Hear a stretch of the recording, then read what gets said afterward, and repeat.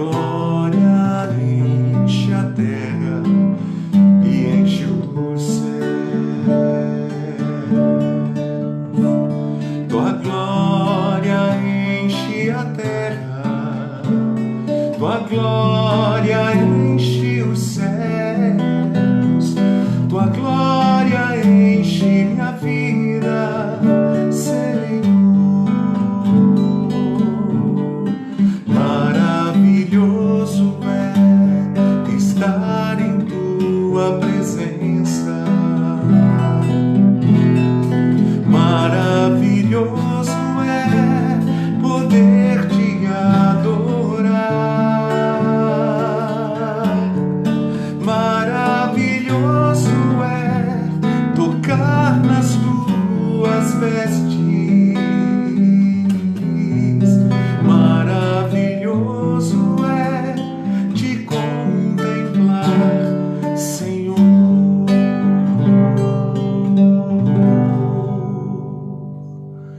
Graça e paz a todos.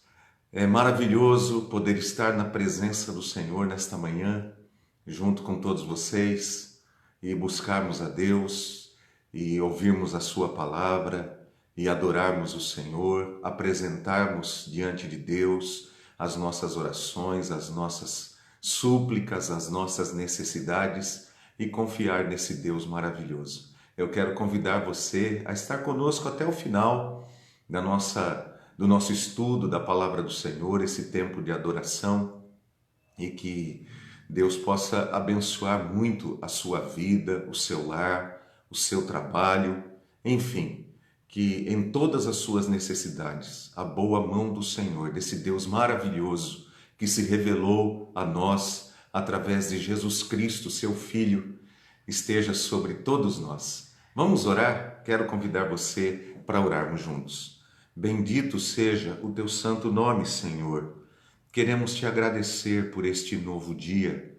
Queremos te agradecer por esta manhã de domingo, esse primeiro dia da semana, em que agora nos reunimos em torno da tua palavra, Senhor, para juntos podermos receber o alimento espiritual que tanto necessitamos para a nossa vida.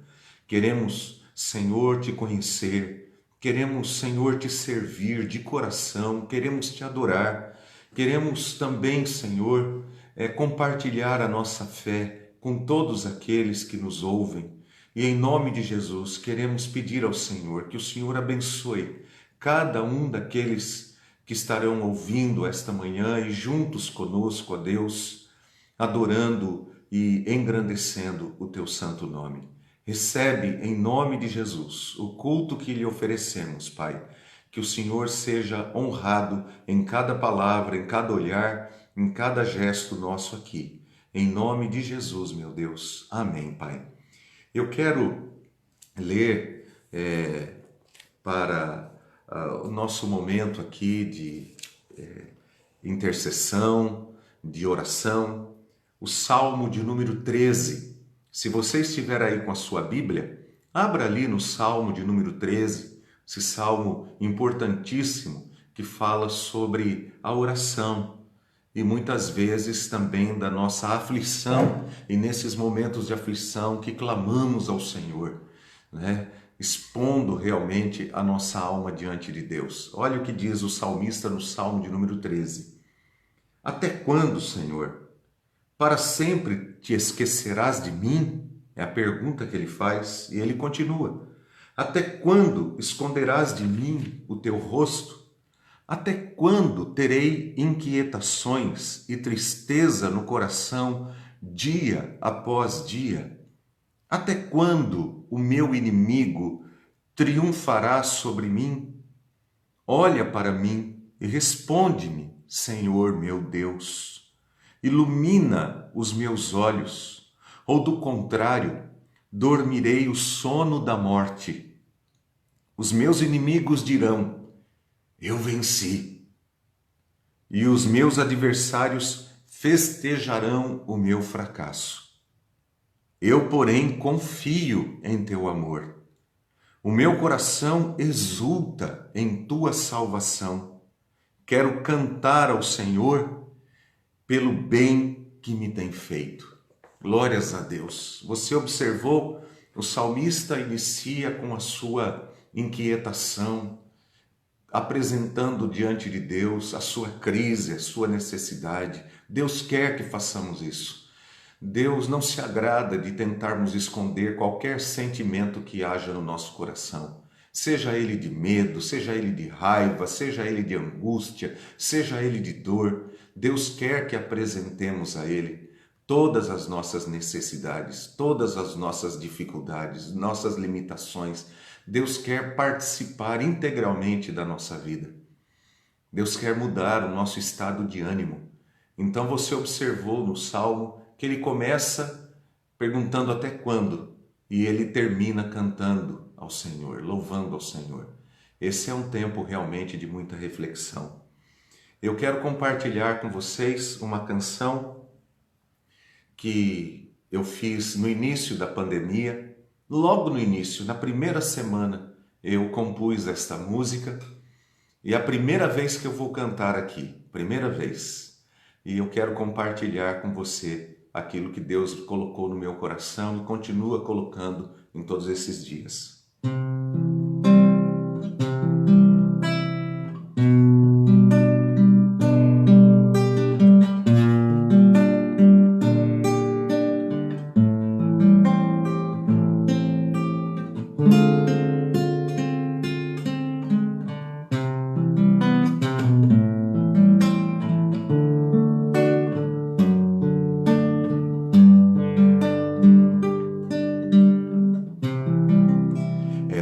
De ficar calado e aguardar a voz do bom pastor, chamando-nos com seu cuidado, sustentando-nos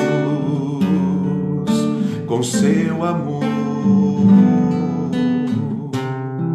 Sua palavra nos traz consolo e proteção em tempos de provação.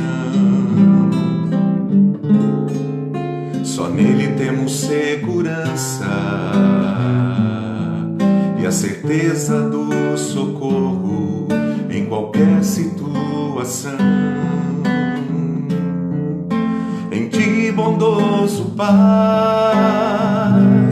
está a nossa confiança. Se temos de perder, que venha o que vier, a graça do Senhor nos susterá.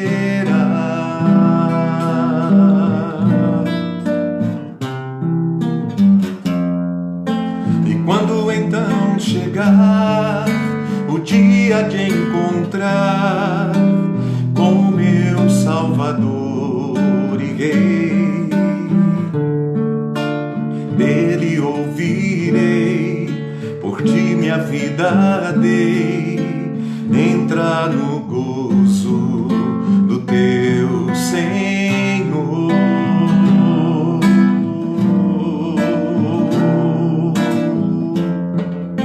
Em ti, bondoso Pai, está a nossa confiança.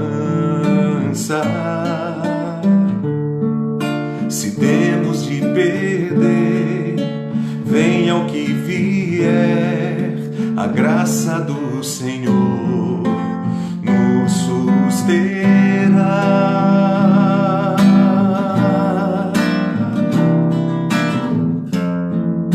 E quando então chegar o dia de encontrar com meu Salvador e Rei, dele ouvirei, por ti minha vida dei, entra no gozo do teu Senhor.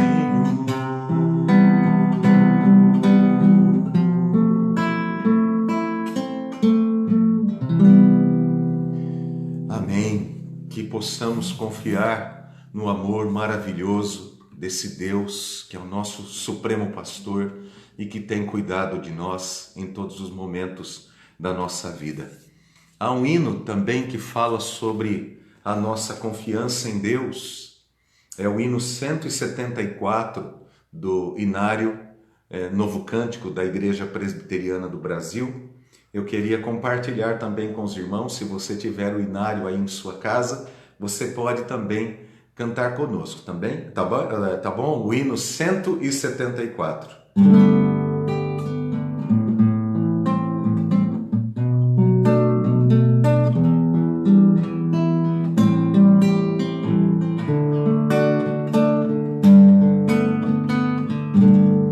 Confio em Ti, Jesus, Senhor. Contigo seguro eu estou. Os ímpios vieste buscar. Tu és poderoso, Tu és poderoso e pode salvar. Tu és poderoso, Tu és poderoso e pode salvar. Ó, livra minha alma, Senhor, das malhas do vil tentador. Seus laços vem despedaçar. Tu és poderoso, Tu és poderoso e podes livrar. Tu és poderoso, Tu és poderoso e podes livrar.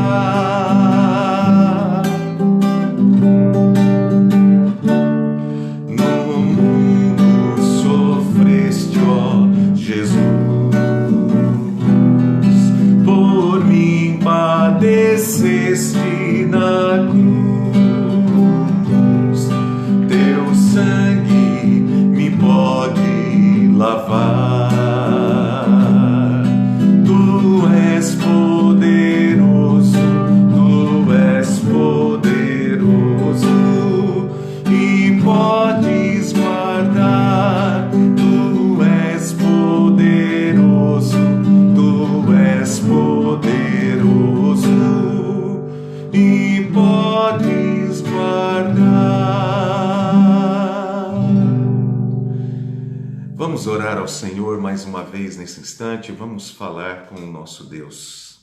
Senhor, nós queremos agradecer a Ti pela certeza de que podemos ser guardados, preservados, fortalecidos pelo Senhor em toda e qualquer situação.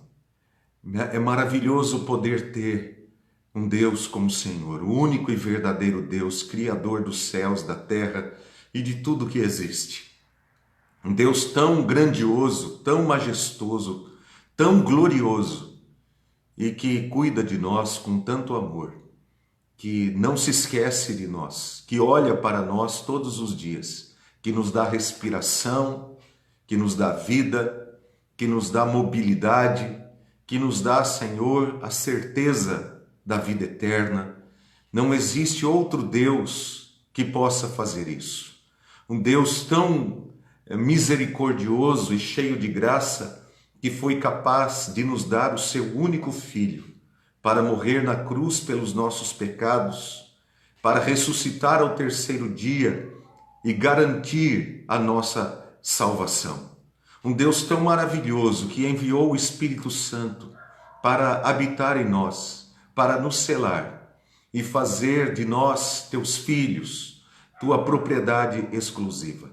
Nós oramos, Pai, nesse instante, para que o Senhor venha abençoar o nosso país, livrar-nos, ó Deus, de todo mal que paira sobre a nossa nação.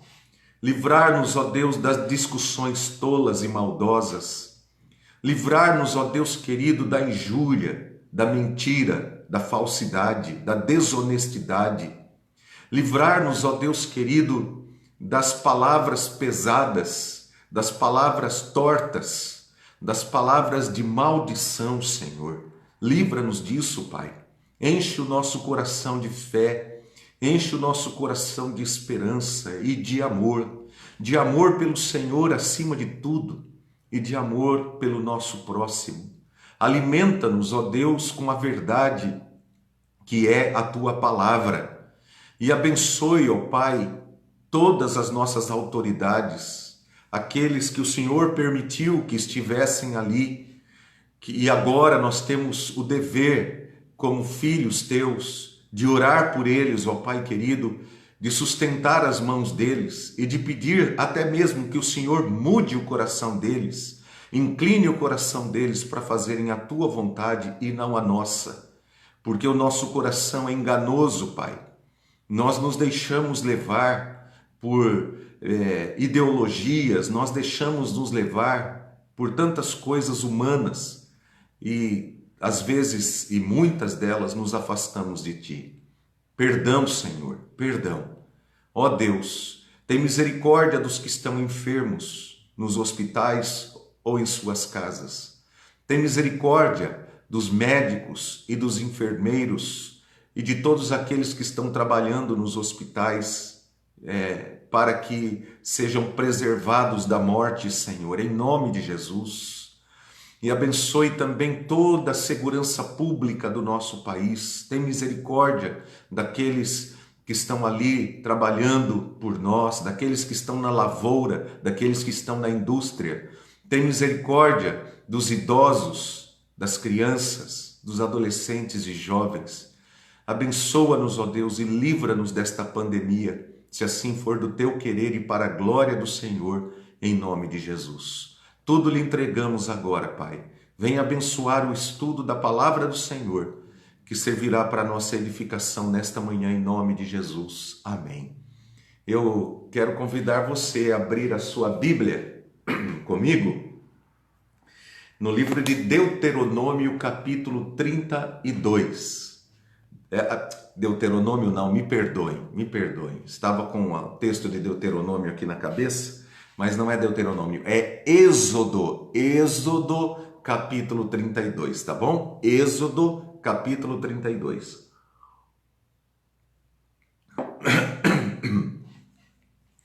Êxodo, capítulo 32.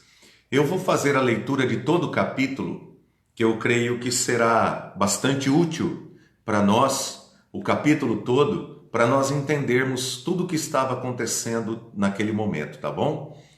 Êxodo, capítulo 32. O tema da nossa conversa hoje pela manhã é a falsa adoração.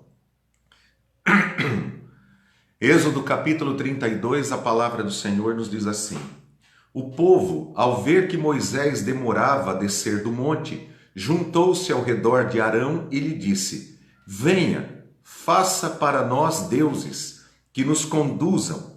Pois a esse Moisés, o homem que nos tirou do Egito, não sabemos o que lhe aconteceu. Respondeu-lhes Arão: Tirem os brincos de ouro de suas mulheres, de seus filhos e de suas filhas e tragam-nos a mim. Todos tiraram os seus brincos de ouro e os levaram a Arão. Ele os recebeu e os fundiu, transformando tudo num ídolo, que modelou com uma ferramenta própria, dando-lhe a forma de um bezerro. Então disseram: Eis aí os seus deuses, ó Israel, que tiraram vocês do Egito. Vendo isso, Arão edificou um altar diante do bezerro e anunciou: Amanhã haverá uma festa dedicada ao Senhor. Na manhã seguinte, ofereceram holocaustos e sacrifícios de comunhão. O povo se assentou para comer e beber e levantou-se para se entregar à farra. Então o Senhor disse a Moisés: Desça, porque o seu povo que você tirou do Egito corrompeu-se. Muito depressa se desviaram daquilo que lhes ordenei e fizeram um ídolo em forma de bezerro. Curvaram-se diante dele, ofereceram-lhe sacrifícios e disseram: Eis aí, ó Israel, os seus deuses que tiraram vocês do Egito. Disse o Senhor a Moisés: Tenho visto que este povo é um povo obstinado. Deixe-me agora para que a minha ira se acenda contra eles e eu os destrua. Depois farei de você uma grande nação. Moisés, porém, suplicou ao Senhor, o seu Deus, clamando: Ó Senhor, por que se acenderia a tua ira contra o teu povo que tiraste do Egito com grande poder e forte mão? Por que diriam os egípcios: Foi com intenção maligna que ele os libertou para matá-los nos montes e bani-los da face da terra? Arrepende-te do fogo da tua ira. Tem piedade e não tragas este mal sobre o teu povo.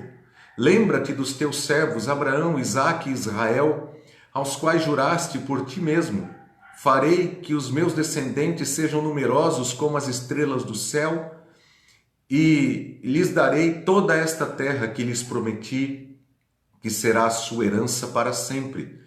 E sucedeu que o Senhor arrependeu-se do mal que ameaçara trazer sobre o povo. Então Moisés desceu do monte, levando nas mãos as 2 tábuas da aliança. Estavam escritas em ambos os lados, frente e verso. As tábuas tinham sido feitas por Deus. O que nelas estava gravado fora escrito por Deus. Quando Josué ouviu o barulho do povo gritando, disse a Moisés: Há barulho de guerra no acampamento. Respondeu Moisés: Não é canto de vitória, nem canto de derrota, mas ouço o som de canções. Quando Moisés aproximou-se do acampamento e viu o bezerro e as danças, irou-se e jogou as tábuas no chão, ao pé do monte, quebrando-as.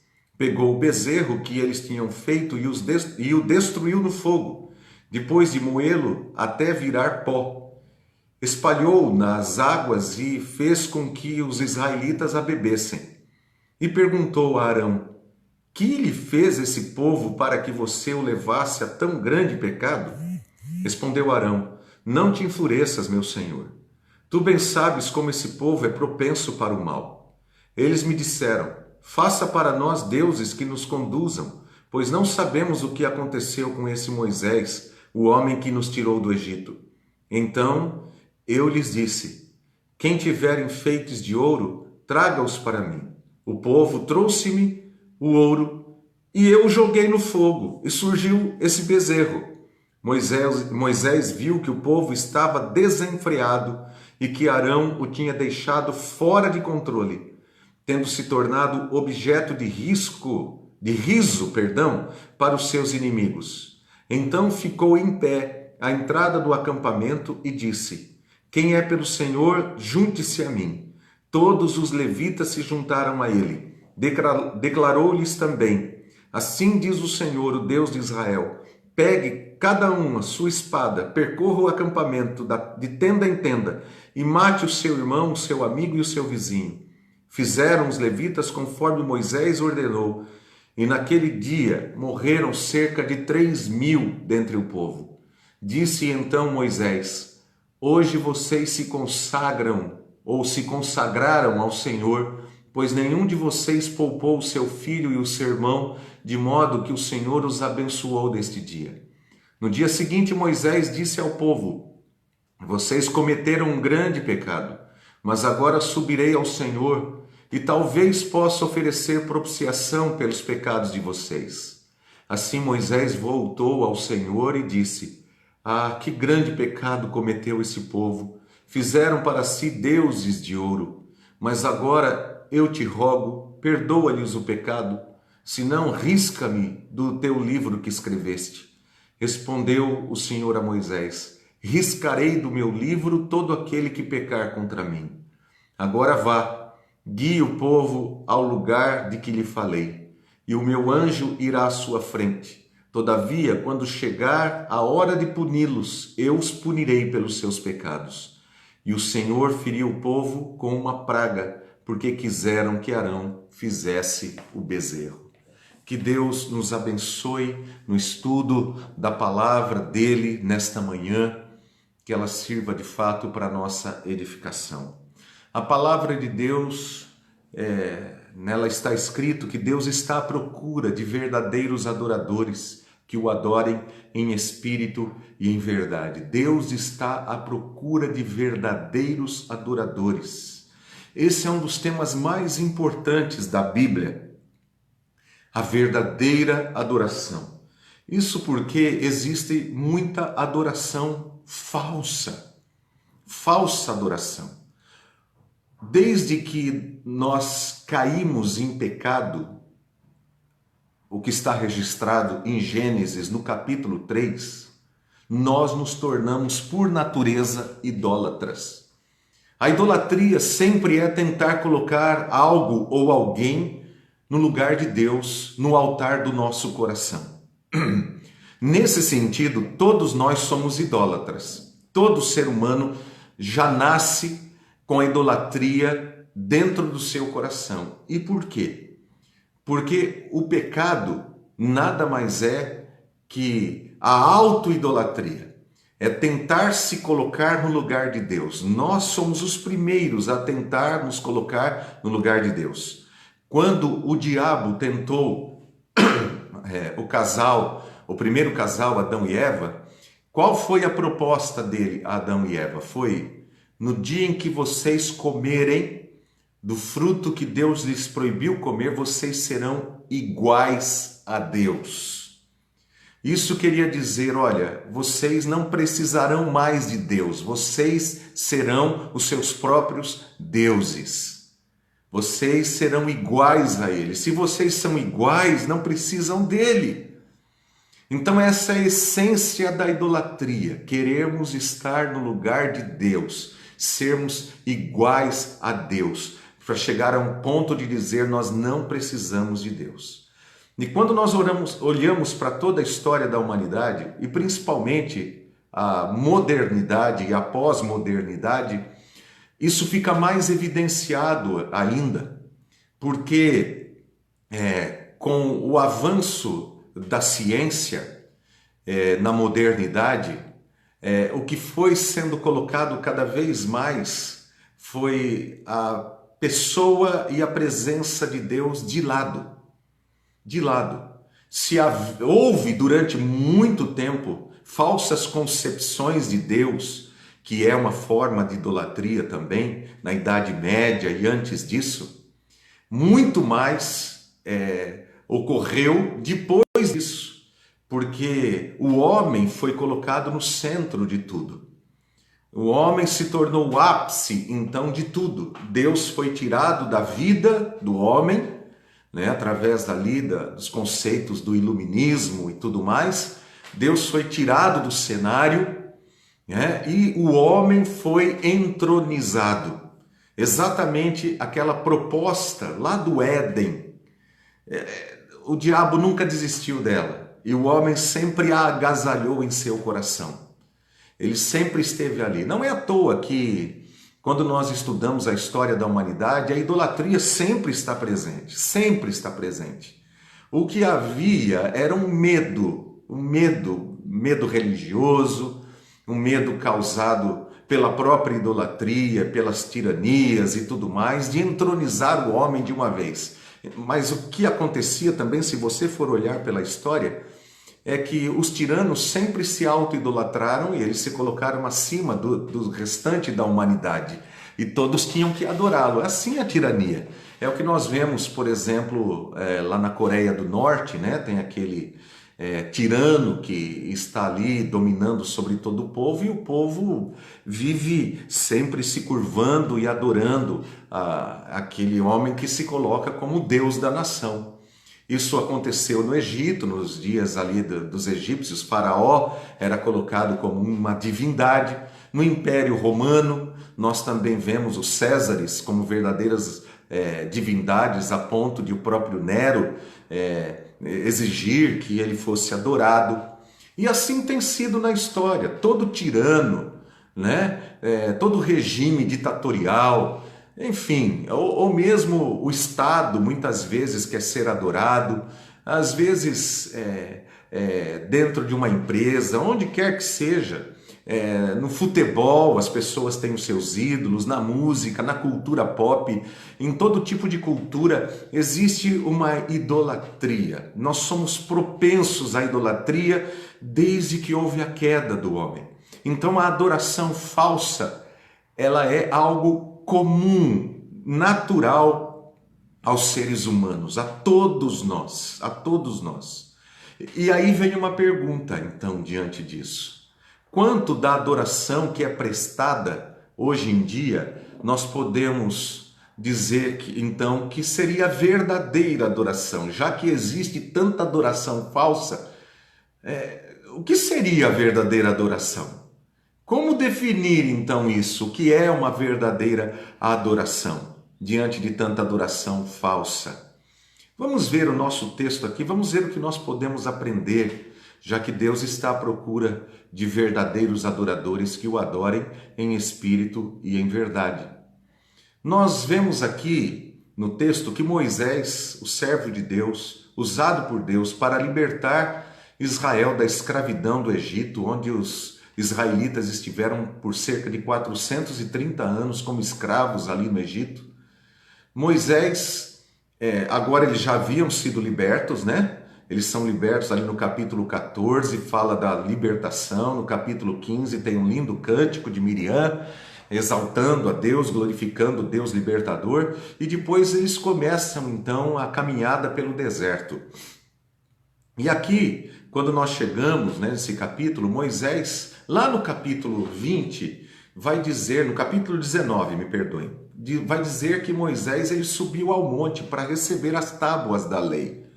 Ali ele receberia as tábuas da lei, os 10 mandamentos e toda a orientação necessária para a nação que estava nascendo ali, que estaria sendo constituída a partir daquele momento. Israel não tinha leis próprias, Deus estaria estabelecendo as leis, o culto, tudo que diria respeito à nação como um todo. Moisés estaria recebendo ali tudo que era necessário para organizar então a nação. Deus estava estabelecendo uma aliança com Israel e, de certa maneira, o mediador dessa aliança seria Moisés, porque ele subiu ao monte, recebeu todas essas ordenanças de Deus e era incumbido então de trazer ao povo, explicar ao povo tudo aquilo que Deus lhe havia ordenado. Então Moisés ficou por muito tempo ali no monte onde Deus esteve falando com ele e dando as tábuas da lei. Nas tábuas da lei, que nós temos os 10 mandamentos, nós sempre nos lembramos que os primeiros 4 mandamentos se referem à nossa relação com Deus, né? Quando Deus começa a dizer: eu sou o Senhor teu Deus que te tirei da terra do Egito, da casa da servidão. Não terás outros deuses diante de mim, não farás para ti imagem de escultura, não tomarás o nome do Senhor teu Deus em vão, e lembra-te do dia de sábado para o santificar. Esses 4 primeiros mandamentos que nós temos ali. E depois os outros 6 mandamentos se referem ao nosso relacionamento com o nosso próximo. Então, os primeiros 4 mandamentos, eles são fundamentais. O que vai seguir-se daí vai depender exatamente da maneira como nós compreendemos e nos relacionamos com Deus a partir desses 4 primeiros mandamentos. Os 4 primeiros mandamentos, eles vêm antes de tudo. Tudo mais vai depender da nossa relação com Deus, da nossa relação com Deus. E Deus coloca isso de maneira bem clara para Moisés. E é importante a gente entender, quando a gente lê o texto, a gente fica com algumas dúvidas, algumas perguntas vêm à nossa mente, que Israel não era democracia, Israel não era monarquia, Israel era uma teocracia. Deus estava no centro, a lei de Deus estava no centro, então desobedecer a Deus geraria morte para aqueles que desobedecessem. Então é importante a gente entender que Israel era uma nação teocrática.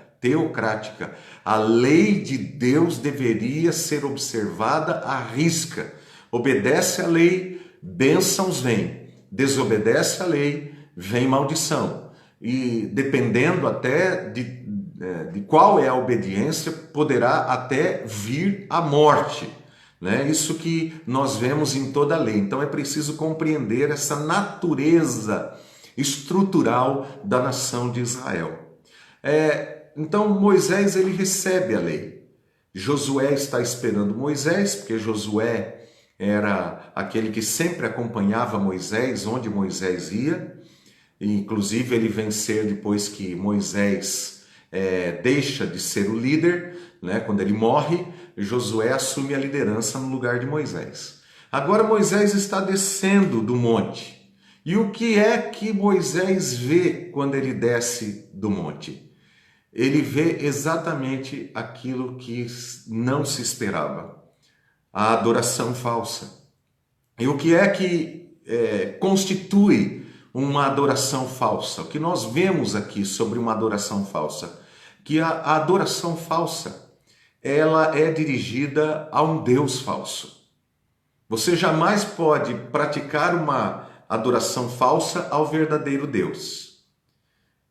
Adorar de maneira falsamente sempre implica que um falso Deus está sendo adorado. Isso é muito importante para nós, porque muitas vezes nós podemos achar que pelo fato de sermos evangélicos, ou cristãos, ou reformados, seja lá o que for, o fato de simplesmente termos a nossa religião cristã, evangélica, seja lá o que for, isso já define que nós estamos fazendo tudo certo. Não. Pode ser que nós estejamos fazendo tudo errado. Tudo errado. Que a nossa adoração está sendo falsa e que inclusive nós estamos adorando um Deus falso. E aqui diz que o Deus falso, ele é um objeto construído pelas mãos humanas ou pela mente humana. Ele pode ser uma forma de barro, pode ser uma forma de ouro, pode ser apenas uma imaginação da nossa própria mente. Aqui, no caso, ele era um objeto, no caso um bezerro, feito de ouro, que foi tirado dos brincos e dos colares dos israelitas. Então é algo da imaginação. Primeiro vem a imaginação, concebe-se o que quer na mente, e depois da mente você pode então trazer a realidade, né? Mas primeiro tudo começa na mente. Um Deus falso, ele reflete a vontade dos homens. Olha os versículos 23 e 24, o que vai ser dito por Arão. Diz aí o versículo 23, eles me disseram, faça para nós deuses que nos conduzam, pois não sabemos o que aconteceu com esse Moisés, o homem que nos tirou do Egito. Então eu lhes disse, quem tiver enfeites de ouro, traga-os para mim. O povo trouxe-me o ouro e eu joguei no fogo e surgiu esse bezerro. Então, a adoração falsa, dirigida a um Deus falso, ela reflete não a vontade de Deus, mas a vontade do homem, porque ela ignora a obra de Deus. Quando você lê os cânticos de Miriam e o cântico de Moisés, o que é que você vê nesses cânticos maravilhosos? Você vê que são cânticos que exaltam a Deus, que exaltam a obra de Deus, que glorificam a Deus. O homem é somente aquele que recebe estas bênçãos, ele não está no centro. Não fala da obra do homem, do que o homem fez, do que o homem quer fazer. Porque a adoração ao verdadeiro Deus está centrada em Deus. A falsa adoração, ela sempre estará centrada no homem, nos sentimentos do homem, no desejo do homem, no querer do homem, exatamente porque ela expressa a vontade do homem e não a vontade de Deus. A adoração dirigida a um Deus falso, ela tenta roubar de Deus a glória que é devida ao nome de Deus. No versículo 4 está escrito assim, ele os recebeu e os fundiu, transformando tudo num ídolo que modelou com uma ferramenta própria, dando-lhe a forma de um bezerro. Então disseram, versículo 5, eis aí os seus deuses, ó Israel, que tiraram vocês do Egito. Quer dizer, quem tirou o povo de Israel do Egito foi o verdadeiro Deus. Mas agora os falsos deuses estão recebendo a adoração que o único e verdadeiro Deus, a glória que o único e verdadeiro Deus deveria receber. Você se lembra que está escrito lá em Jeremias, no capítulo 17, que vai dizer assim, que maldito é o homem que confia no homem, que faz do seu próprio braço a sua força? Muitas vezes nós usamos esse versículo para dizer assim, maldito o homem que confia no outro homem. Mas não é isso. É maldito o homem que confia em si mesmo, que faz do seu próprio braço. Porque lá em Deuteronômio, no capítulo 8, o Senhor vai dizer que quando Israel entrasse na terra prometida, ele não dissesse, foi a minha mão, foi a minha força que fez com que eu conquistasse tudo isso. É assim que o ser humano ele tem agido. O ser humano, quando ele conquista uma posição social, ele fala, olha como eu fui inteligente, eu sou uma pessoa bem-sucedida porque eu tenho capacidade, eu sou uma pessoa, eu estudei, eu sou inteligente, eu sou esperto, eu sou. E ele toma o lugar do verdadeiro eu sou. E toda a glória que deveria ser atribuída a Deus, toda a gratidão e louvor que deveria ser dedicado a Deus, passa a ser dedicado a si próprio.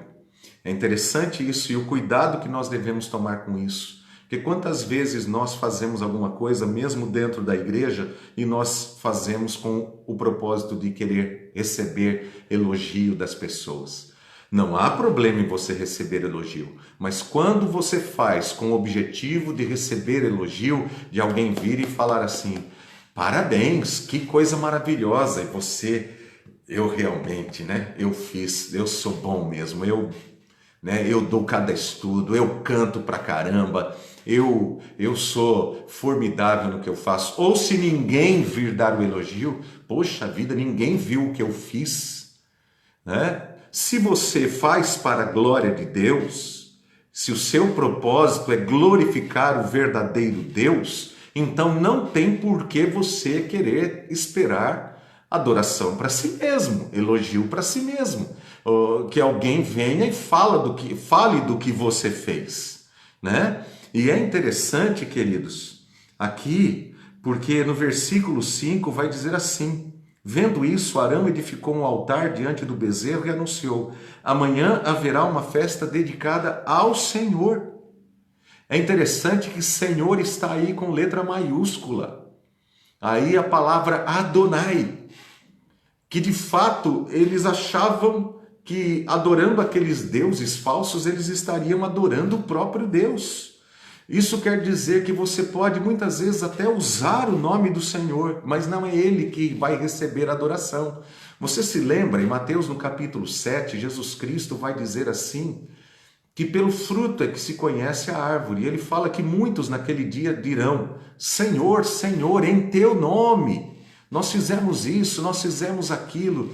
E Jesus vai dizer, apartai-vos de mim, malditos, porque nunca vos conheci. Jesus também vai dizer que muitos vão dizer Senhor, Senhor, e ele fala com dureza, ele fala, por que me chamais Senhor, se vocês não fazem o que eu mando vocês fazerem?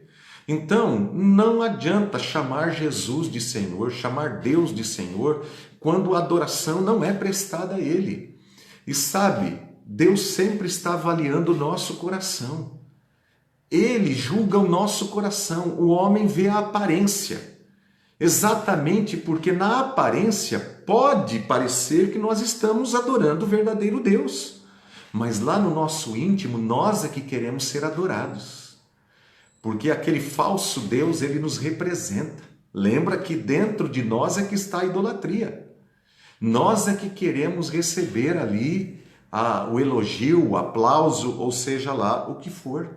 Então, devemos tomar muito cuidado com isso. E aí é que está uma coisa seríssima, que o apóstolo Paulo vai dizer que participar da falsa adoração é tornar-se cúmplice na adoração de demônios. 1 Coríntios 10, versículos 8 a 22, está escrito assim: considerem o povo de Israel. Ele está se lembrando de Êxodo 32, perdão. 1 Coríntios 10.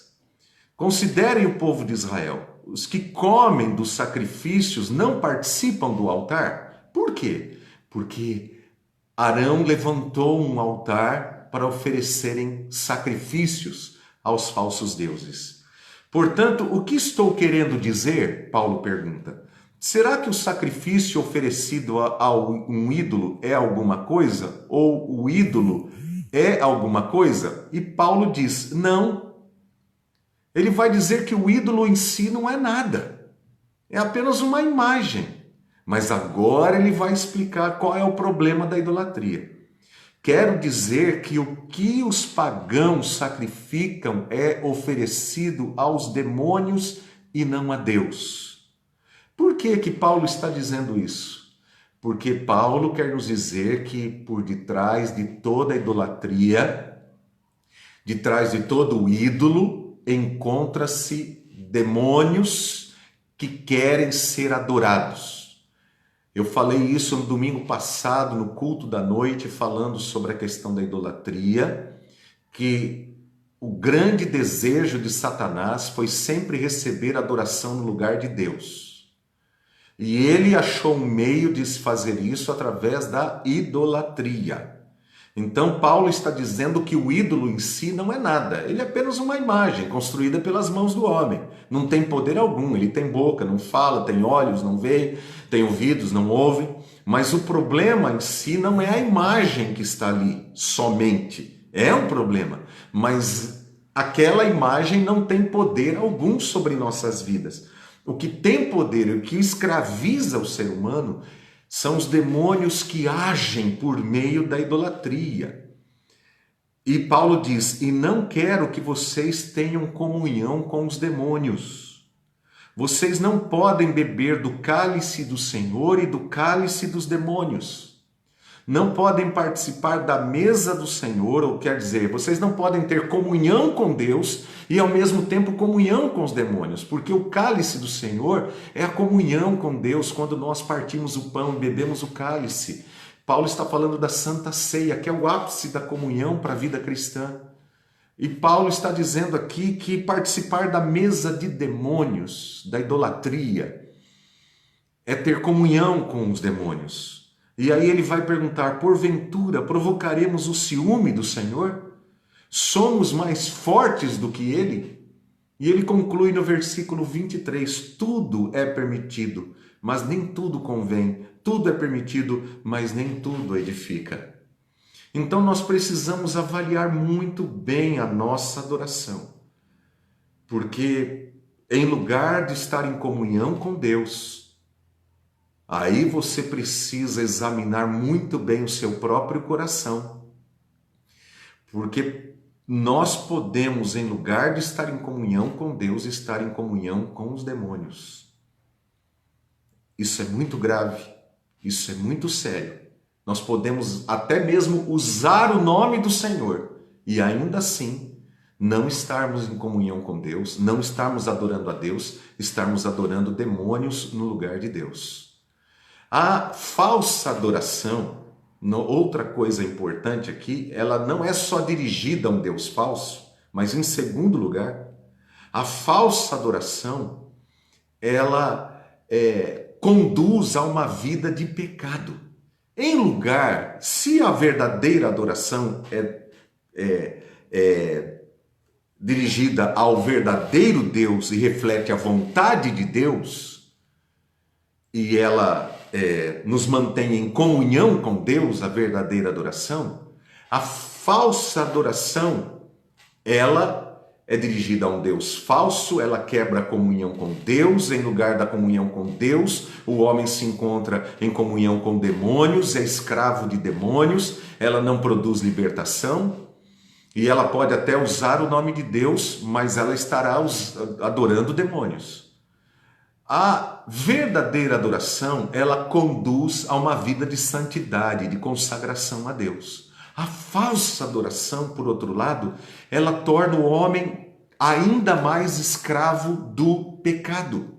Ainda mais escravo do pecado. E é interessante, vai dizer o versículo 6. Vai dizer aqui, ó. Na manhã seguinte ofereceram holocaustos e sacrifícios de comunhão. Olha só, comunhão com quem? Comunhão com os demônios que estavam ali na idolatria. O povo se assentou para comer e beber e levantou-se para se entregar à farra. Que coisa! A palavra farra aqui, a palavra no hebraico, ela indica, é um verbo, né, que indica orgias sexuais. Pois é.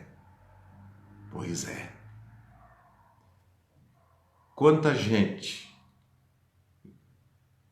está na igreja, achando que está adorando a Deus e está praticando imoralidade, fazendo aquilo que a palavra de Deus diz, olha, não faça. Porque de acordo com a palavra de Deus, eu sei que a cultura diz isso, que o mundo diz isso, que as pessoas vão dizer que isso é arcaico, que isso é de outra época. Eu não me importo com isso. O meu compromisso aqui é com a palavra de Deus. E a palavra de Deus vai dizer que a união sexual é algo que se pratica somente dentro do casamento. Fora do casamento é pecado. Fora do casamento é pecado. Ah, mas eu já estou noivo, pastor. Ah, pastor, mas eu me dou muito bem com a minha namorada e a gente precisa se conhecer para ver se vai dar certo. Isso é uma mentira do diabo. É uma mentira que está impregnada na nossa cultura e que, infelizmente, tem sido assimilada por muita gente. Há pessoas que estão ali levantando as mãos dentro da igreja, de uma igreja mesmo evangélica, protestante, cristã de alguma denominação, eu não sei, está ali levantando as mãos ao Senhor, mas o seu coração está longe do Senhor. Porque um coração verdadeiramente adorador é um coração que paga o preço. É difícil ser adorador de Deus, porque há um preço a ser pago. E o preço a ser pago é a renúncia ao pecado. É a renúncia. Você pensa que é fácil seguir a Jesus? Seguir a Jesus é tomar a cruz. Seguir a Jesus é negar-se a si mesmo. Não mudou. Por isso é que Jesus, desde o início, ele falou, se alguém quiser vir após mim, negue-se a si mesmo, tome a sua cruz, dia após dia, segue-me. Jesus não mudou, queridos. A palavra de Deus é imutável, porque ela expressa o caráter de Deus. Deus é imutável. A palavra do Senhor diz que Ele é o mesmo ontem, hoje e o será para sempre. A sua palavra permanece eternamente. Então, se alguém está vivendo na imoralidade, na desonestidade, na corrupção, na injustiça, na mentira, não está adorando o verdadeiro Deus. Você pode chorar, você pode levantar as suas mãos, você pode cair de joelhos, mas você não estará adorando o Deus revelado em Jesus Cristo. Porque o Deus revelado em Jesus Cristo, Ele nos chama para a santidade. Sem santificação ninguém verá o Senhor. Os limpos de coração verão a Deus. E eu não estou falando aqui de um moralismo legalista, em nome do Senhor Jesus Cristo. Porque todos nós estamos distantes desta realidade. Quando a palavra de Deus diz lá em Romanos no capítulo 6 que nós não devemos entregar os membros do nosso corpo ao pecado, é porque o pecado não deve mais ter domínio sobre nós. Em Romanos no capítulo 12, o apóstolo Paulo vai dizer que o culto racional é a entrega voluntária do nosso corpo em sacrifício vivo, santo e agradável a Deus. Esse é o verdadeiro culto. É a entrega da nossa vida, é abster-se da imoralidade sexual, da desonestidade, do roubo, da corrupção, da injustiça. Não separa uma coisa da outra, porque às vezes hoje as pessoas separam uma coisa da outra. Ah, você tem que ser honesto, você tem que ser justo, você tem que preservar a mata, mas você não tem que preservar o seu corpo. Você tem que preservar os rios, mas você não tem que preservar a sua virgindade. A mata tem que ser virgem, mas você não. Não é esquisito isso? Não é uma coisa... Qual é o ápice da criação de Deus? É o ser humano. Você vê como é problemática a questão cultural, essa questão do modernismo e do pós-modernismo que se esconde, a idolatria que se escondeu atrás da ciência, porque o problema não é a ciência. A boa ciência ela é maravilhosa. O problema é a falsa ciência, que ela também serve a um falso Deus. Então, a falsa ciência, né, ela traz aí toda essa preocupação com o meio ambiente, com a natureza, menos com o ser humano. Com o ser humano você pode fazer aborto, com o ser humano ele pode perder a virgindade antes do casamento, com o ser humano ele pode praticar a imoralidade sexual, ele pode ter vários parceiros ao mesmo tempo, porque a sua natureza pode ser corrompida. Preste atenção no que eu estou dizendo. Não estou dizendo que pode fazer uma coisa e não pode fazer outra. Eu estou dizendo que a preservação, se nós somos conscientes, se realmente nós somos comprometidos com Deus, nós devemos pensar na vida como um todo. Assim como nós devemos lutar sim pela preservação da natureza, do meio ambiente, dentro das suas possibilidades, nós também devemos preservar esse meio ambiente aqui, essa natureza que está aqui para a glória de Deus. Deus não nos chama a farra. Quantas pessoas, talvez, que vão para um culto, mesmo evangélico, estão ali levantando suas mãos, chorando, adorando e saem dali e vão para um motel. E saem dali, vão para uma farra. Pense nisso, isso é uma coisa extremamente grave. Percebam aqui que aquelas pessoas se satisfaziam com aquela adoração. Havia prazer naquilo que eles estavam fazendo, porque refletia o próprio interesse deles, o próprio interesse, não visava o crescimento espiritual, visava somente a satisfação da carne. E eles queriam um Deus que fosse conivente com isso. Então eles criaram um Deus que era conivente. Ah, os teus deuses aí. Então há deuses hoje que são coniventes com esse tipo de vida, com esse tipo de prática. No final tudo vira diversão. Tudo vira diversão. Não se transforma em santidade, mas vira diversão. Por isso essa adoração, ela é confusa. Ela é confusa. Quando Josué está descendo com Moisés lá do monte, ele ouve o som da música e ele fala, parece que está havendo guerra lá. Ele não consegue ouvir aquela música como uma música de adoração. Não consegue. E a resposta de Moisés qual é? A resposta de Moisés é a seguinte, no versículo 18, não é canto de vitória, nem canto de derrota, é apenas som de canções, com as canções que eles fazem para satisfazerem seus próprios prazeres, seus próprios desejos. Dá a ideia aqui de gente embriagada, que está vivendo um excesso da glutonaria, né, da bebida. Eles estão bêbados, eles estão embriagados pelo vinho, eles estão embriagados pela comida, excesso de comida, estão na orgia, exatamente porque não é um culto racional. Você entende isso? Não é um culto racional. Observe que muitos cultos hoje em dia são cultos voltados para o emocionalismo. Há um emocionalismo que a pessoa perde a razão. A pessoa pula, a pessoa grita, a pessoa assovia, a pessoa cai no chão, a pessoa faz um monte de coisa.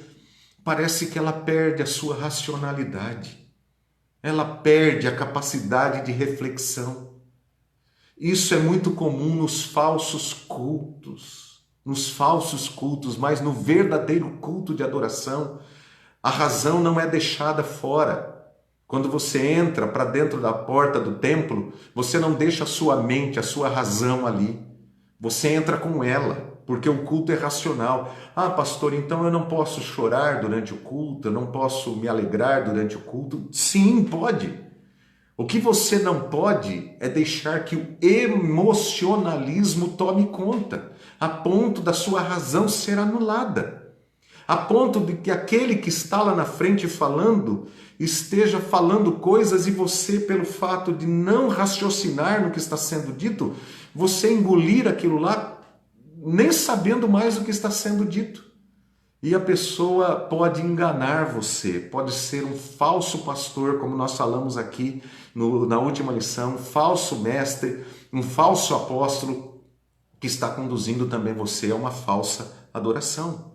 Então, em lugar do adorador se aproximar de Deus, o adorador é afastado de Deus, porque é uma falsa adoração a um falso Deus e que leva o adorador ao pecado, não à santidade e não à comunhão com o verdadeiro Deus, porque a santidade nos leva à comunhão com Deus. Em terceiro lugar, a falsa adoração precisa ser combatida com zelo e seriedade. O texto vai dizer, dos versículos 19 a 20, que Moisés toma aquele bezerro de ouro.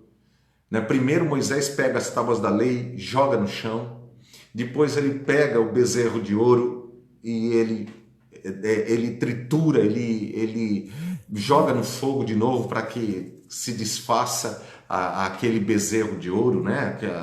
Derrete aquilo lá, joga na água, faz o povo beber, vem uma praga sobre o povo e depois ainda diz que quem fosse por Deus deveria então se voltar contra aqueles idólatras e que aqueles idólatras eles fossem mortos, porque a idolatria, preste atenção, a idolatria na nação teocrática, naquele regime teocrático, ela era condenada à morte, o idólatra era condenado à morte. Moisés não estava fazendo uma coisa arbitrária, ele estava fazendo o que a lei determinava.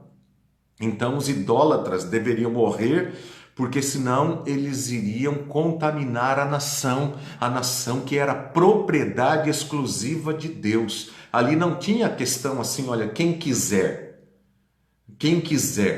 como por exemplo hoje no cristianismo, né? Os discípulos de Jesus, se você quiser, é assim. Você faz voluntariamente. Ali não tinha essa questão da voluntariedade apenas.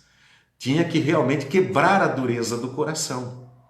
Então, Moisés ele repreende Arão. O que foi que você fez? O que esse povo fez para que você fizesse isso com ele? E olha a resposta de Arão no versículo 21. É uma vergonha a resposta dele.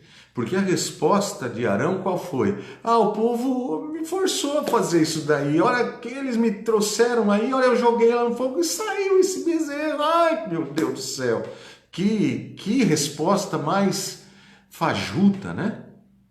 O problema em geral, queridos, começa com a liderança. O problema da idolatria começa na liderança. Uma liderança fraca, uma liderança sem convicção bíblica, uma liderança sem firmeza espiritual. Ela vai permitindo, em lugar dela ser firme e convicta para modelar a vida espiritual do povo, ela vai se encaixando. É por isso que dizem que existe dois tipos de cristianismo. Existe o cristianismo real, bíblico, e existe o cristianismo convencional. O que é o cristianismo convencional? O cristianismo convencional é aquele que é do povo. E o cristianismo bíblico é aquele que das pessoas que querem seguir a Deus de verdade. Então, o que acontece? São cristianismos dissociados.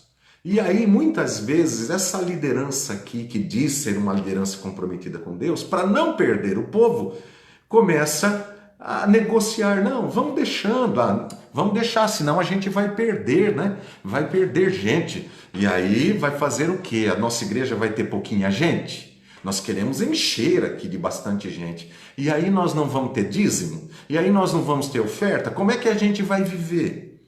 Então aí começa a negociar, sabe? Começa a negociar. A multidão enche os olhos e parece, o povo gosta de multidão, né? O povo gosta, se esquece que a multidão seguia Jesus. E um dia Jesus falou assim, quem não comer da minha carne e não beber do meu sangue, não tem parte comigo. Pode ler lá depois em João capítulo 6, está escrito lá. E só foi saindo um para cá, outro para lá, outro para lá, e Jesus fala assim com os discípulos. E vocês, não querem ir também? É hora, se quiser ir, pode ir também. E Pedro diz assim, para onde iremos nós? Só tu tens as palavras de vida eterna. Sabe por quê? Porque Jesus, ele não está correndo atrás de pessoas para trazê-las para a igreja. Jesus quer verdadeiros adoradores que o adorem em espírito e em verdade. Se não houver verdadeiros adoradores adorando o Senhor, não importa quem esteja ali. Você consegue entender isso? Nós queremos adequar muitas vezes a mensagem do Evangelho, né, para que o povo nos aceite, para que o povo aceite o Evangelho. Jesus Cristo foi claro ao dizer que o mundo odiou e vai odiar a igreja. Eu não estou dizendo que a gente deve chegar e falar um monte de absurdo para as pessoas, de uma vida legalista, de jeito nenhum. Jesus não viveu a vida assim. Jesus é o único verdadeiro adorador. E queridos, nós só podemos adorar verdadeiramente a Deus em comunhão com o Senhor Jesus Cristo. Aqueles que adoram falsamente não podem receber a palavra de Deus. É por isso que Moisés, que está trazendo as tábuas da lei, joga ela no chão. E ela quebrada. Moisés teve que pegar e subir de novo de monte depois e tomar as tábuas de novo. Por quê? Porque eles não foram dignos de receber a lei do Senhor. Aquele povo não era digno. Deus não falará aos corações daqueles que não o adoram. Mesmo que fale, eles não ouvirão a voz do Senhor. Então Moisés destrói o bezerro de ouro. E isso não basta. Isso não basta. Como eu já disse aqui, no versículo de número 30, está escrito, no dia seguinte Moisés disse ao povo, vocês cometeram um grande pecado, mas agora subirei ao Senhor e talvez possa oferecer propiciação pelos pecados de vocês. Então não bastou apenas quebrar o bezerro de ouro. A idolatria precisava sair do coração daquela gente. Eu me lembro, certa feita, eu era pastor de uma igreja e uma senhora veio para a igreja. Nós estávamos ali no culto, havia um irmão, um amigo querido que estava pregando na igreja naquele dia, era aniversário da igreja, e ele foi pregar, e no momento aquela senhora estava visitando a igreja, e na oração final ele acabou de pregar e tal, e ele chamou o povo à frente para orar com o povo. Aquela mulher ficou possessa ali na frente de espírito maligno, ela ficou possessa e começou a cair e fazer as coisas. Nós fomos lá rapidamente, nós tiramos ela lá do meio, fomos com ela para uma sala ali no fundo, oramos somente com ela, para que ela pudesse ficar bem, para que ela não passasse nenhuma vergonha no meio do povo, né? Porque quando a pessoa volta a si, ela fica envergonhada, nós a protegemos ali, porque a ideia nunca é expor ninguém na frente de outras pessoas, nunca. A verdadeira adoração, ela não tem esse propósito de expor as pessoas, jamais, porque o único que aparece é Deus e não o homem. Então nós levamos a pessoa ali, oramos com ela, e no outro dia nós fomos até a casa dela para orar com ela, entender melhor o que havia acontecido, porque nós não a conhecíamos. E quando chegamos lá, eu lembro que eu entrei na casa, um outro presbítero, nós entramos ali na casa, havia muitas imagens na casa, e havia coisas de várias religiões. E eu me lembro que eu disse para ela o seguinte, falei, olha, ontem nós oramos por você, nós pedimos a Deus por você, mas eu não posso continuar a orar por você se você não tirar esses ídolos do seu coração. Eu vejo que há vários ídolos aqui que você adora. Todos esses ídolos precisam ser tirados daí, mas eu não vou tirar. Isso é uma coisa, se você quiser fazer isso. Eu não posso de maneira alguma obrigar você a fazer isso. Isso é uma coisa voluntária. Eu não faço proselitismo. Se você quiser receber a Jesus no seu coração, esses ídolos precisam sair do seu coração. Você quer fazer isso? Sabe o que ela disse? Ela disse não. Eu falei, tudo bem, então nós vamos embora. Deus tenha misericórdia da sua vida. E fomos embora. Sabe por quê? Porque se a pessoa não quiser tirar os ídolos do coração, nós não podemos tirar os ídolos do coração. A conversão é algo do Espírito Santo de Deus. É algo do Espírito Santo de Deus. Então nós não temos poder para tirar um ídolo do coração. Somente Jesus tem. E Jesus, quando ele entra no coração de alguém, imediatamente o ídolo sai. Imediatamente. Quando Jesus reina no coração de alguém, não há lugar para ídolos. Não há lugar para ídolos. Aquele coração pertence a Jesus, o altar daquele coração é de Jesus Cristo. E aí, queridos, a falsa adoração, em lugar dela produzir santidade, ela produz pecado. E em lugar dela produzir vida, a falsa adoração, ela produz morte. E foi o que aconteceu naquele dia. Cerca de 3.000 pessoas morreram, vai dizer o texto bíblico. Cerca de 3.000 pessoas morreram. E por quê? Porque aquelas pessoas foram separadas por Deus. Era um povo de Deus, não era um povo pagão. Não era um povo idólatra. Era um povo que foi separado por Deus. Eles viram os sinais de Deus no Egito.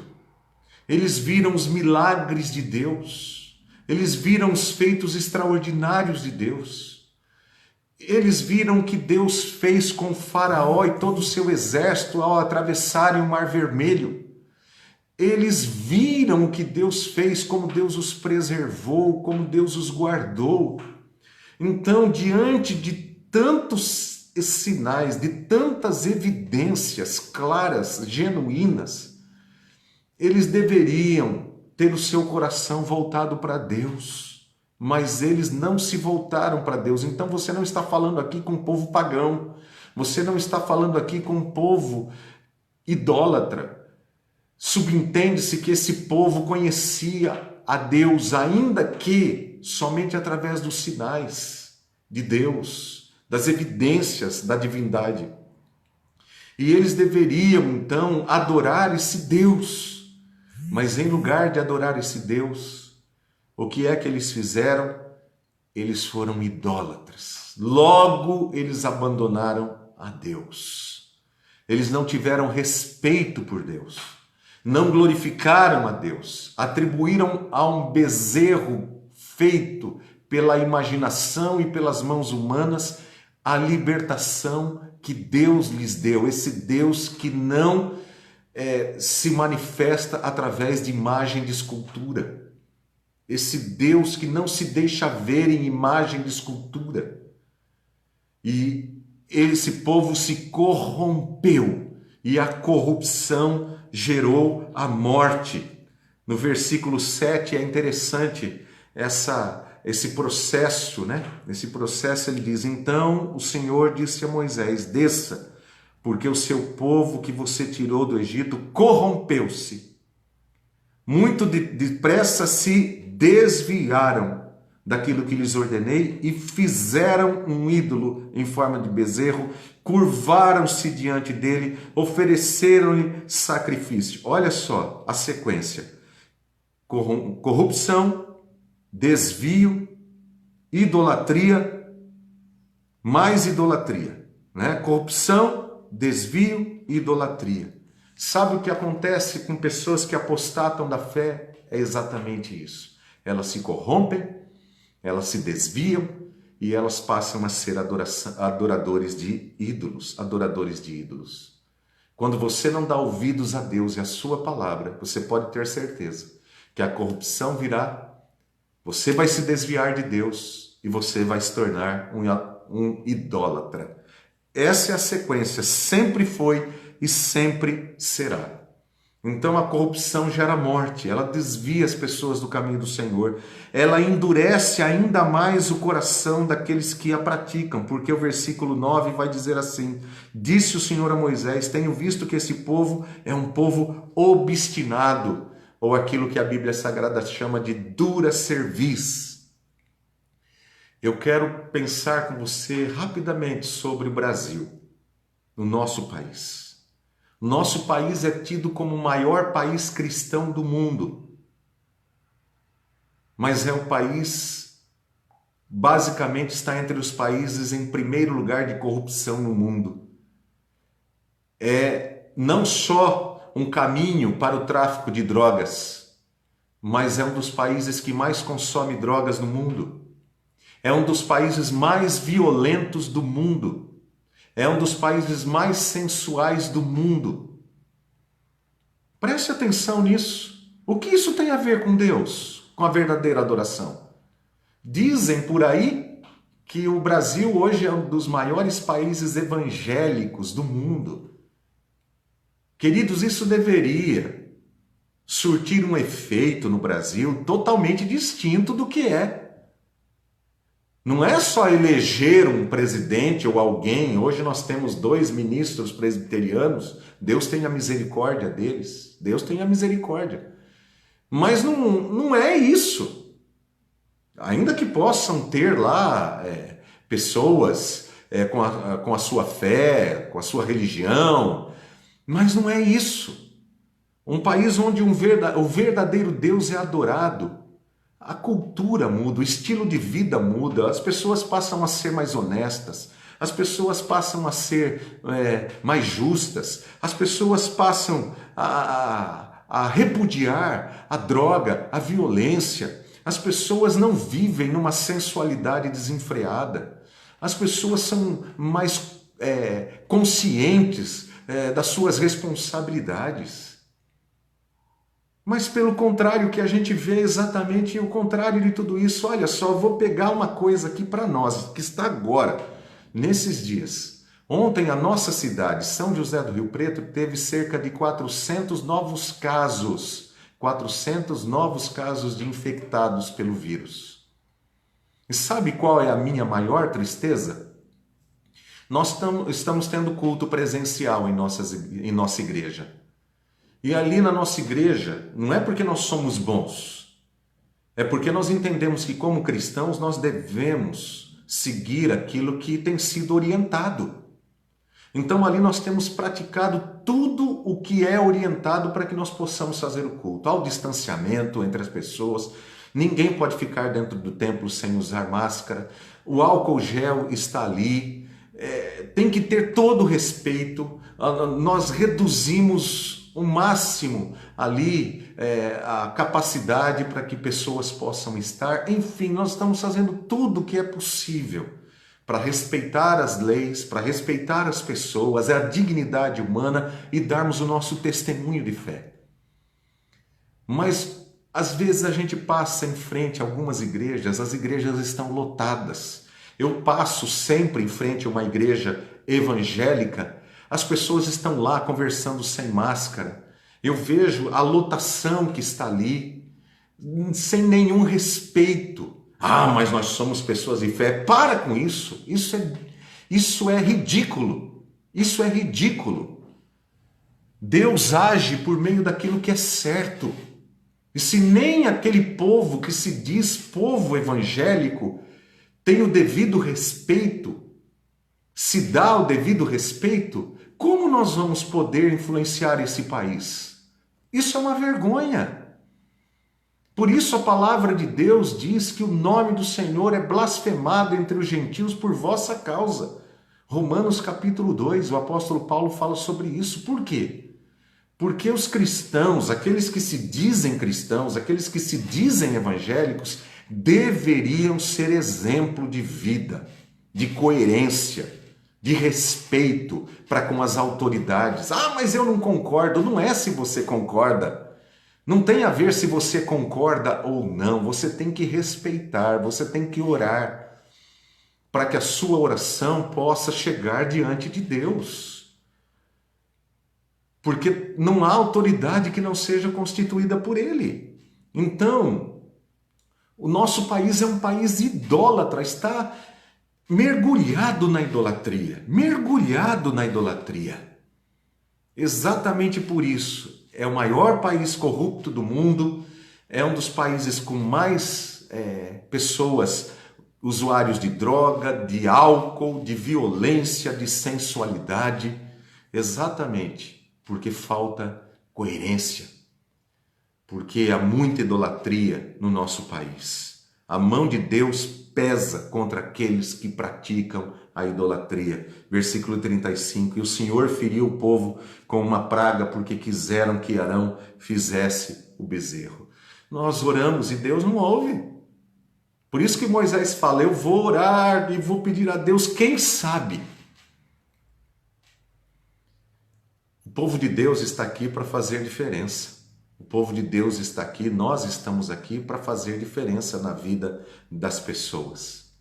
E se nós não estamos fazendo diferença, se as nossas orações não estão sendo ouvidas por Deus, nesse sentido, nós precisamos rever o nosso cristianismo e a nossa adoração a Deus. Eu quero concluir dizendo o seguinte, que a força espiritual de um povo é proporcional à sua vida de adoração. Vou repetir. A força espiritual de um povo é proporcional à sua vida de adoração. Mas a adoração vai além do cantar. Tem gente que acha que adorar é só cantar. A adoração tem a ver com o estilo de vida que agrada a Deus. Deus não está preocupado com a minha performance diante das pessoas, né? Se eu chorei, se eu ajoelhei, se eu levantei as mãos.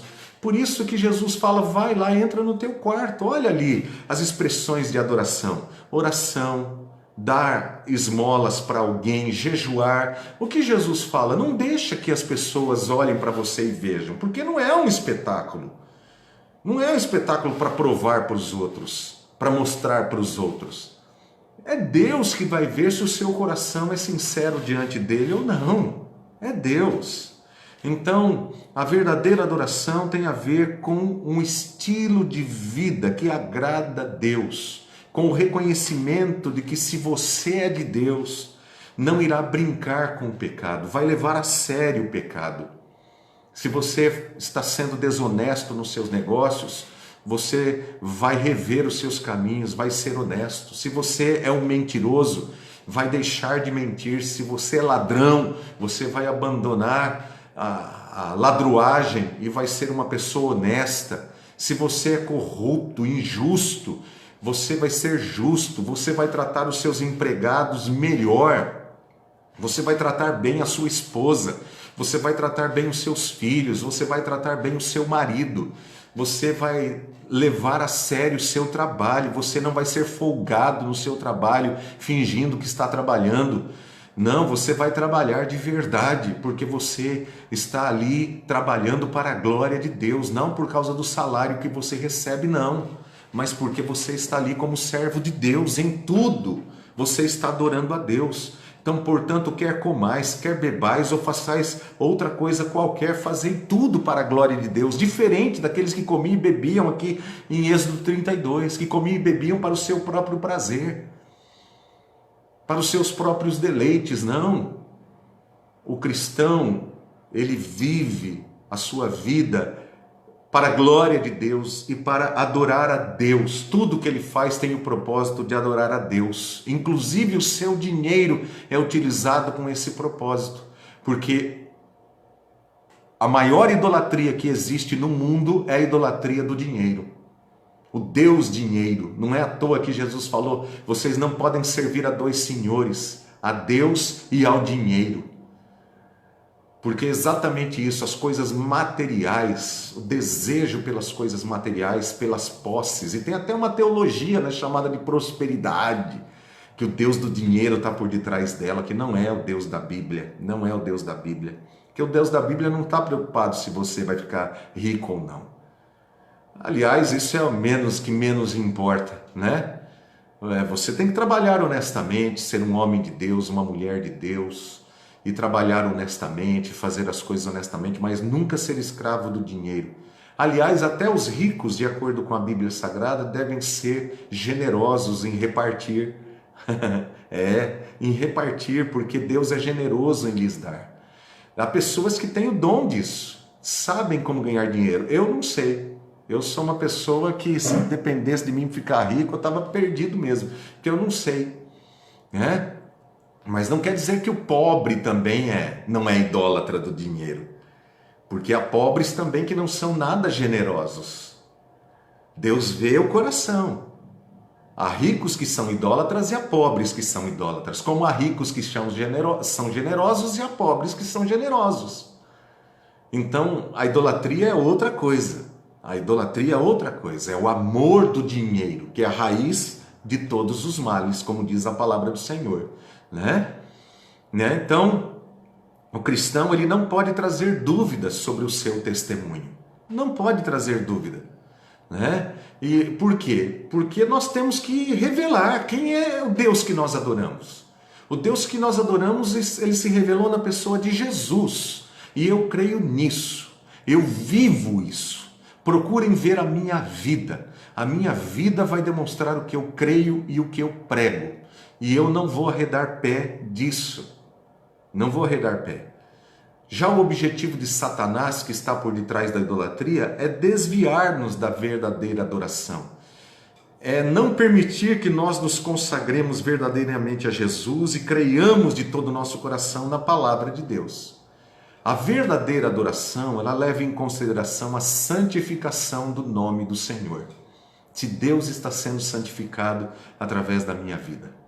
O testemunho e o compromisso daqueles que trabalham pela obra do Senhor antes de nós. A santificação, queridos, e a verdadeira adoração é como uma corrida de revezamento. Nós não ignoramos os crentes que vieram antes de nós e que deram a vida pela verdade antes de nós. Porque hoje em dia há muita gente que despreza os crentes do passado, o que eles fizeram. Como se dissessem assim, olha, aquela igreja, aquele povo, aquela coisa, não serve mais, nós somos hoje, né? Então despreza. Que absurdo é esse? Porque a igreja é uma só, queridos, a igreja é uma só. O que Pedro foi como crente, o que Paulo foi como crente, o que João foi como crente, depois os outros foram também, e nós também devemos ser, porque foi a mesma palavra que influenciou a vida deles e que fundamentou a fé daqueles homens em Deus, deve ser a mesma para nós nos dias de hoje, ela não mudou. O preparo espiritual para receber a palavra de Deus é outra coisa que nós levamos a sério também. Então o indivíduo sai de frente da televisão, vendo ali um programa televisivo cheio de imagens sensuais, cheio de besteira, cheio de palavrões, de obscenidades, sai dali e vai para o culto. Como isso? Como isso? Se a cabeça está cheia de imagens, a pessoa não consegue, vai levar meia hora só para poder conseguir se situar. Na realidade, nós deveríamos nos preparar espiritualmente para quando nós vamos nos reunir com o povo de Deus em culto. O culto é a nossa vida, na realidade, é o dia a dia. O culto é o dia a dia. O culto que nós praticamos junto com o povo de Deus é apenas a reunião de louvor e adoração que nós prestamos todos juntos. Mas o culto se dá no dia a dia. Como eu trato a minha família, eu estou cultuando a Deus. Como eu levo a sério o meu trabalho, eu estou cultuando a Deus. Como eu respeito o meu próximo, eu estou cultuando a Deus. Como eu cuido dos animais, eu estou cultuando a Deus. Como eu cuido da natureza, eu estou cultuando a Deus. Você está entendendo como que é o culto, a verdadeira adoração? Porque Deus é o Criador, eu estou adorando Deus Criador. Eu estou adorando Deus Redentor. Então tudo que eu faço tem a ver com Deus e para a glória de Deus. Não só, agora nós vamos cultuar a Deus. Entramos da porta para dentro do templo e vestimos uma roupa de crente, uma roupa de cristão e agora vamos fazer silêncio, né? Vamos fazer ali toda aquela coisa, não olha do lado, não pode fazer, mas sai lá para fora, meu filho. Aí muda tudo. Não, isso é incoerência total. Isso é uma incoerência. É uma incoerência. Então nós temos que ser coerentes. Nós temos que estar sempre preparados para cultuar a Deus, sempre preparados para aqueles que responderem à razão da nossa fé. O culto verdadeiro é feito na mediação de Jesus Cristo, porque sem Ele nós não temos condições de adorar a Deus. Moisés fazia a parte do mediador, o papel do mediador naqueles dias. Era ele que trazia a palavra e era ele que levava as orações. A ausência de Moisés levou o povo à falta de compromisso com Deus. Olha que coisa, né? A ausência de Cristo na vida das pessoas faz com que as pessoas se tornem idólatras. Quando Cristo está no centro da nossa vida, quando nós entendemos a obra de Jesus Cristo, quando adoramos a Jesus Cristo como nosso Senhor e Salvador, nós estamos praticando a verdadeira adoração. Porque Jesus é o centro, não é a música, não é o pastor, não é o irmão que foi lá e fez um teatro, não é nada disso. A igreja não precisa ter nada disso. Eu vou até dizer uma coisa, a música, o louvor, as orações, tudo isso são meios de se adorar a Deus. Até a pregação, tudo são meios de se adorar a Deus. Mas Deus tem que ser adorado primeiro aqui dentro. Porque todas estas coisas são apenas meios. O verdadeiro meio é Cristo. Todas estas coisas são instrumentos que nós usamos. Não é inventado por nós. A mente humana, quando inventa moda, ela leva à idolatria. Está cheio de invencionice dentro das igrejas hoje. Coisa da mente humana. Eu quis fazer isso. Tome cuidado com isso. Nós temos que nos regrar pela direção da palavra de Deus. E Jesus prometeu, queridos, que Ele sempre estaria conosco. E por meio dele, nós podemos oferecer o culto genuíno a Deus. O verdadeiro culto. A minha pergunta para você no final desse estudo é: sua adoração é verdadeira ou é falsa? A minha adoração tem sido verdadeira a Deus? A sua tem sido? A da nossa igreja tem sido uma verdadeira adoração? Ela reflete a vontade de Deus ou a nossa vontade? Ela reflete a obra de Deus ou ela é a exposição das minhas obras? Pense nisso. Ela é uma adoração racional ou uma adoração que leva a pessoa a um emocionalismo desenfreado? É uma adoração que leva a pessoa a uma vida de santificação ou é uma adoração que só faz a pessoa pensar em dinheiro, em bênçãos materiais, em coisas dessa natureza, mais ligada ao mundo do que ao céu? Pense nisso. Pense nisso. Que Deus nos abençoe em nome do Senhor Jesus Cristo, para que nós possamos verdadeiramente adorar o verdadeiro Deus. Vamos orar? Pai querido, em nome do Senhor Jesus, eu quero te agradecer, meu Deus, por nos dar a oportunidade de trazer esse estudo nesta manhã. E eu peço ao Senhor que o Senhor nos dê a graça de refletirmos sobre o que ouvimos, para que possamos nos tornar, pela graça e misericórdia de Jesus Cristo, verdadeiros adoradores. Em nome dele que oramos agradecidos. Amém.